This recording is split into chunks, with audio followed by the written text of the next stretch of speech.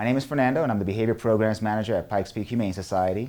And today I want to chat with you a little bit about what to do if you have a loose dog. Now this may be your dog that slips the lead on you, or maybe runs out the door when you're not paying attention, or maybe it's a dog you see on your walk or in the community. One of the tools that I really like to use for a loose dog is what's called a slip lead. So I have a slip lead here, and that's the name because the leash just slips, the noose just slips across. Makes it really easy to just toss it over a dog if you can get close enough, and then you have control. If you don't have a slip lead, there are other ways to kind of work with that. One thing you can do is to create your own. Take a regular leash with a clip on it, one that clips to the collar, and just circle back and clip it on itself.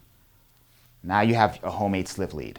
Now, I wouldn't recommend taking your dog on a normal walk with something like this. It will wear and tear and eventually snap, and then you will have a loose dog and no leash to catch them with. But if you're in that moment and you have a leash, this can be very helpful because it's a lot easier to grab a slip lead and throw this over the dog's neck than it is to try to hold the dog and clip it on there. Especially if a dog is scared, where you're trying to grab onto them while they're frightened, which may lead to a bite. One of the first things you want to remember when you have a loose dog, whether it's your dog or a dog you come across, is you don't want to chase them. It's the human reaction. You see a dog, gonna go get him. At that point, you're either scaring the dog and he's running away from you, or it becomes a game, which is what happens more often than not. Come and catch me, and they'll often be the dog that'll run a few steps out of distance and then look back at you and then run some more, but always out of reach. The more you run after the dog, the more difficult it is, and potentially the more dangerous, as they may run into traffic or into other harmful areas. First thing you do is make sure you have a leash and treats. Treats are really important because if you can offer them food, they're more likely to come to you. When you're approaching a dog, it's really important to approach slowly and calmly. If you kneel and offer your side to the dog, so you're perpendicular to the dog's face, you're more approachable, you're less scary.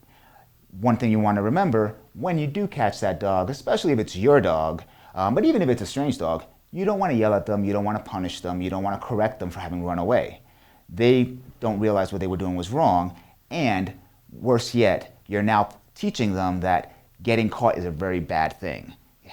Allowing you to catch them is not what they want, which means that if there's another time where they get away, it's going to be that much harder for you to catch them. The other thing you want to remember when you're going after a loose dog is patience, especially if it's not a dog you have a relationship with.